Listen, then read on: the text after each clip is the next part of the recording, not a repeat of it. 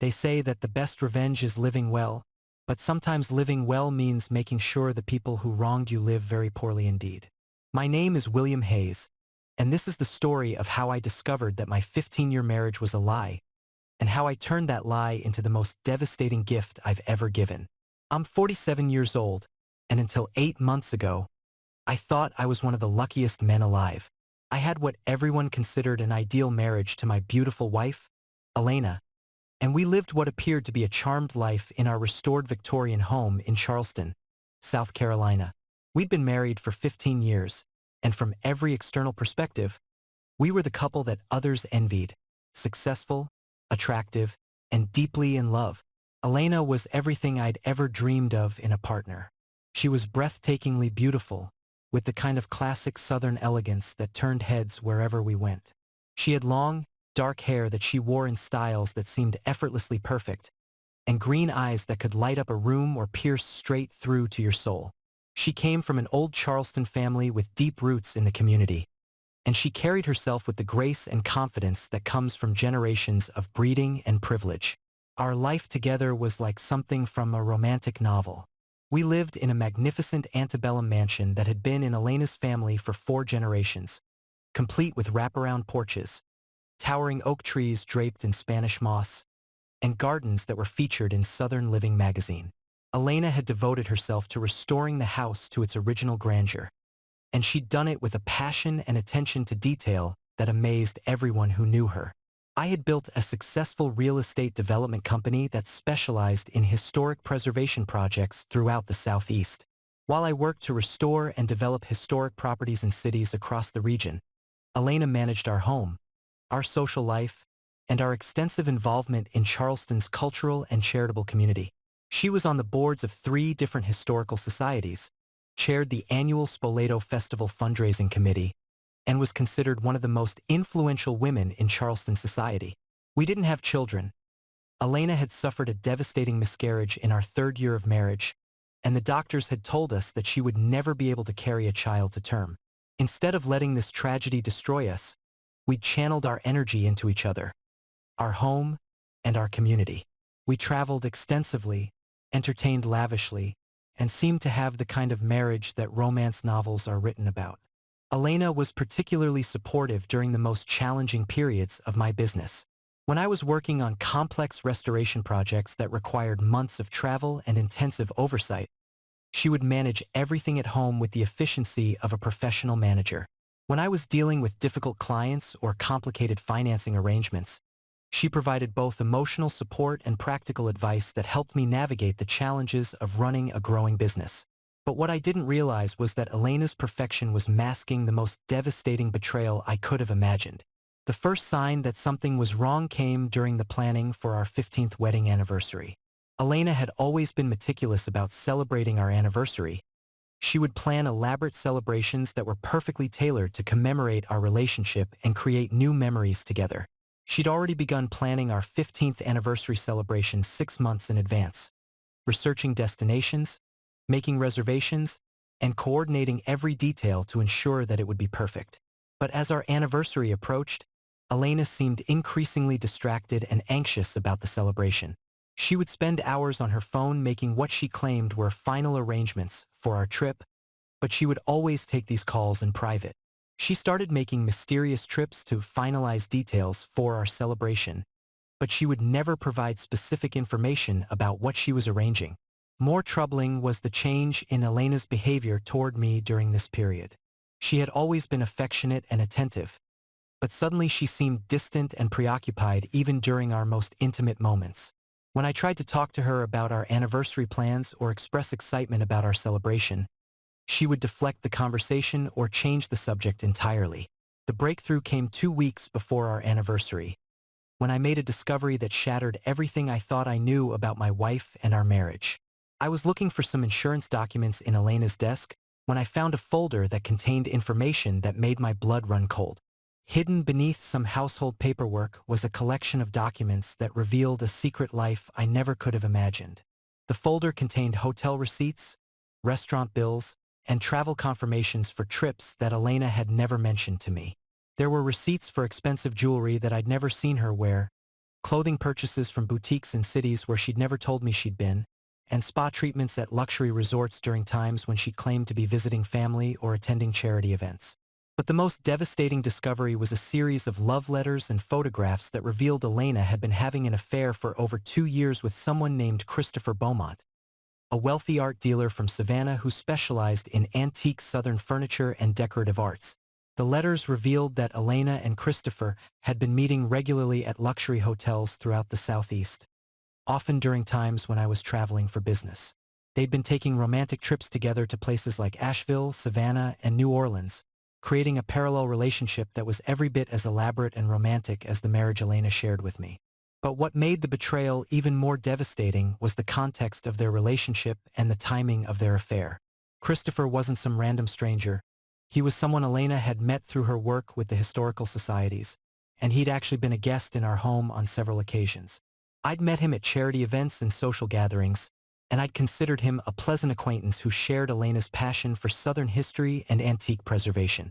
The letters revealed that Elena and Christopher had been conducting their affair with a level of sophistication and planning that was breathtaking in its audacity.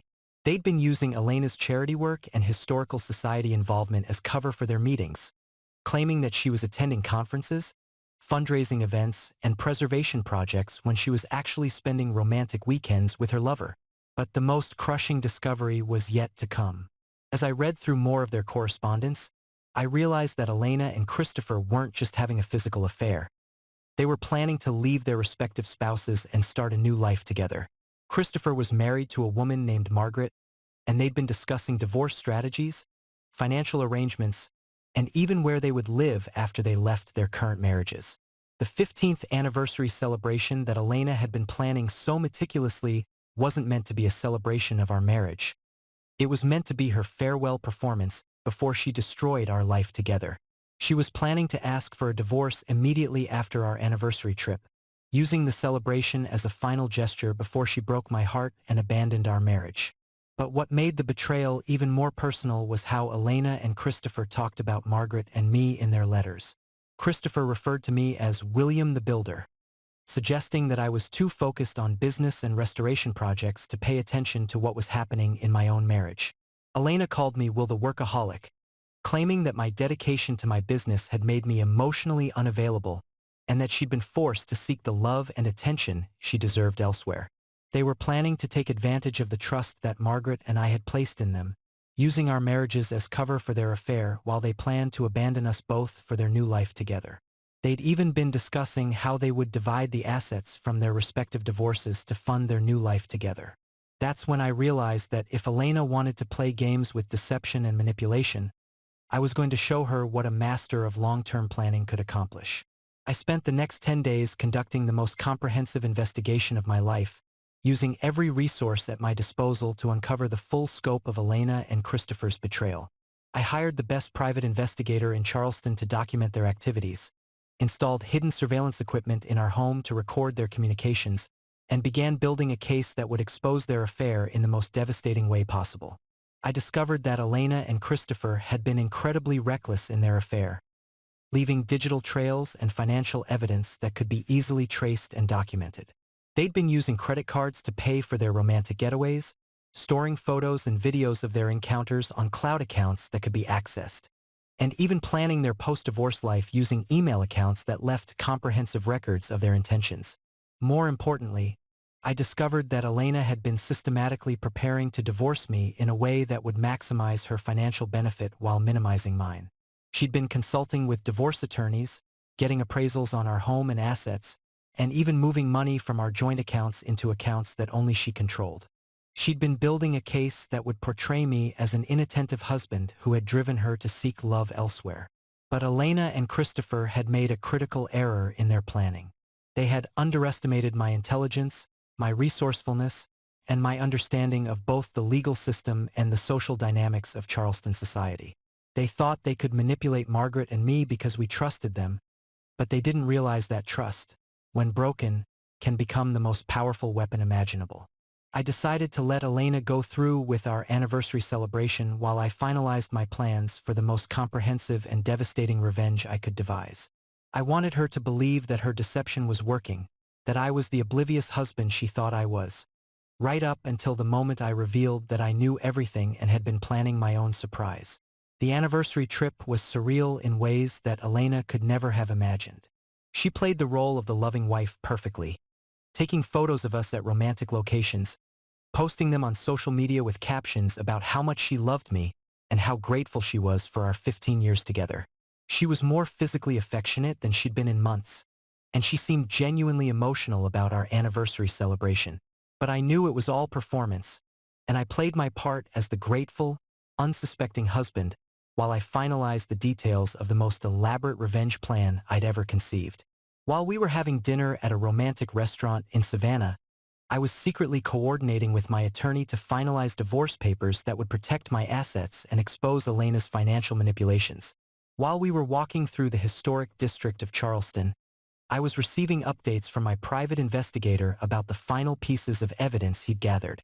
The confrontation came on the evening of our actual anniversary, during what Elena thought would be our final romantic dinner before she asked for a divorce. Elena had planned an elaborate dinner party at our home for our closest friends and family members to celebrate our 15th anniversary. She'd spent weeks preparing the menu, decorating our home, and coordinating every detail to ensure that it would be a perfect celebration of our marriage. She was expecting the evening to be her final performance as my wife before she revealed her true intentions.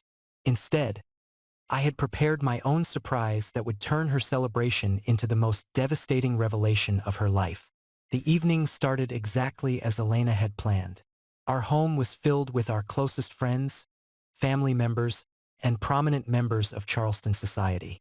Elena had prepared an elaborate Southern feast, and she moved through the party with the grace and charm that had made her one of the most admired women in our social circle. After dinner, I stood up to make what everyone expected would be a heartfelt toast to my beautiful wife and our 15 years of marriage. I began by thanking Elena for planning such a wonderful celebration and expressing my gratitude for all the ways she'd enriched my life over the past 15 years. Then, without warning, I shifted to a very different kind of anniversary speech. I began by explaining that I'd recently discovered some information that had given me a new perspective on our marriage and on the kind of person Elena really was. I told our guests that I'd learned some things about Elena's activities over the past 2 years that I thought they should know about, especially since many of them had been unknowingly providing cover for her deception. I then began presenting evidence of Elena's affair with Christopher, including photos, hotel receipts, and excerpts from their love letters that detailed their relationship and their plans to leave their spouses. I explained how Elena had been using her charity work and social commitments as cover for her affair, and how she'd been systematically preparing to divorce me while pretending to plan our anniversary celebration.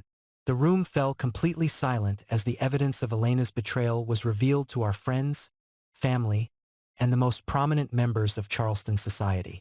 Elena went white as a sheet and looked like she was going to faint, while our guests stared in shock and disbelief at the woman they'd thought they knew. But I wasn't finished with my anniversary gift to Elena. I had also prepared comprehensive documentation of Elena's financial manipulations and her plans to defraud me in our divorce. I presented evidence of the money she'd moved from our joint accounts, the legal consultations she'd had without my knowledge, and the appraisals she'd obtained on our assets. I explained how she'd been planning to portray me as an inattentive husband while she systematically prepared to take as much of our wealth as possible. More importantly, I revealed that I'd already filed for divorce and had obtained court orders that would protect our assets and prevent Elena from carrying out her plans to defraud me.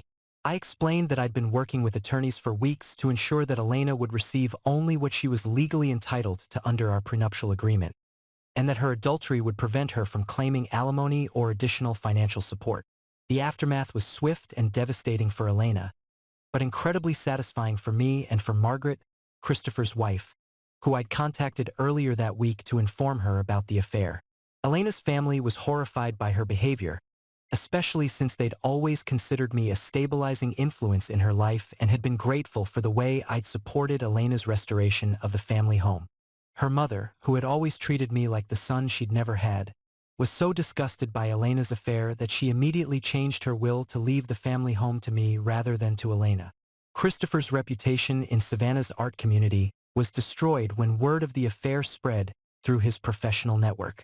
Several of his clients canceled their contracts with him, and the gallery that represented his work asked him to find other representation while they evaluated their relationship with him. Our social circle in Charleston, which had been built around the idea that Elena and I were one of the most solid couples in the community, completely turned against Elena. She was removed from the boards of the historical societies she'd served on, dropped from the Spoleto Festival Committee, and essentially ostracized from the social community that had been the center of her life for 15 years. But the most satisfying aspect of my revenge was how it affected Elena and Christopher's relationship with each other. The stress of being exposed, the financial pressure of their divorces, and the social isolation they faced put enormous strain on their affair. Without the excitement of secrecy and the thrill of deception, their relationship quickly deteriorated into blame and resentment. Christopher blamed Elena for being careless with evidence and for not covering their tracks better. Elena blamed Christopher for not being strong enough to handle the consequences of their choices. Within 4 months of being exposed, Elena and Christopher had broken up and were no longer speaking to each other. Christopher had moved to Atlanta to try to rebuild his career, while Elena had been forced to move into a small apartment in a less fashionable part of Charleston after losing both the family home and her social standing. 8 months later, I'm living a much more authentic and fulfilling life than I ever had with Elena. The divorce proceedings went exactly as I'd planned.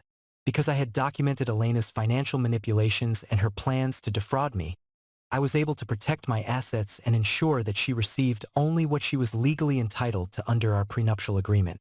Because I had evidence of her adultery and her systematic deception, I was able to avoid paying alimony despite her attempts to claim that she deserved ongoing financial support. More importantly, the experience taught me valuable lessons about trust, authenticity, and the importance of surrounding myself with people who share my values. Elena's betrayal was devastating, but it also freed me from a relationship that was built on lies and performance rather than genuine love and respect. Margaret and I have become close friends as we've both navigated our divorces and rebuilt our lives. We've supported each other through the legal proceedings, the social awkwardness, and the emotional recovery from being betrayed by people we trusted completely. We've even begun dating, and we're building a relationship based on honesty, mutual respect, and shared values rather than deception and manipulation. The most satisfying aspect of this experience wasn't the legal victories or the social consequences for Elena and Christopher. It was the demonstration that deception and manipulation ultimately destroy themselves.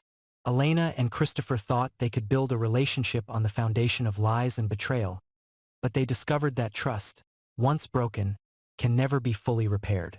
My revenge wasn't about destroying Elena's life or seeking personal satisfaction from her punishment. It was about protecting myself from further manipulation, ensuring that she faced appropriate consequences for her choices, and demonstrating that actions have consequences even when people think they can avoid them. The investigation I conducted into Elena's affair wasn't just about gathering evidence. It was about reclaiming my agency and refusing to be a victim of someone else's deception. By taking control of the situation and revealing the truth on my terms, I was able to protect myself and help Margaret protect herself from further manipulation. Elena thought she could exploit my trust and my love to build a new life with Christopher while leaving me to deal with the emotional and financial consequences of her choices. But she had fundamentally misunderstood what it means to be in a real partnership with someone who values honesty and integrity. The devoted husband she thought she was deceiving turned out to be someone who was capable of protecting himself and holding her accountable for her actions. The workaholic businessman she thought she could manipulate turned out to be someone who understood exactly how to use her own deception against her. In the end, Elena learned that you can exploit trust temporarily, but you can't build a sustainable relationship on the foundation of someone else's pain. The marriage she destroyed was built on genuine love and commitment, and when she chose to betray that foundation, she lost everything that had made her life stable, secure, and socially prominent. The anniversary gift I gave Elena was the truth, revealed at exactly the right moment and in exactly the right way to ensure maximum consequences for her choices. Sometimes the most devastating present isn't something you buy, it's something you reveal. The perfect anniversary celebration had delivered the perfect revenge. The exposure of 15 years of lies, presented as a gift that would keep on giving for the rest of Elena's life.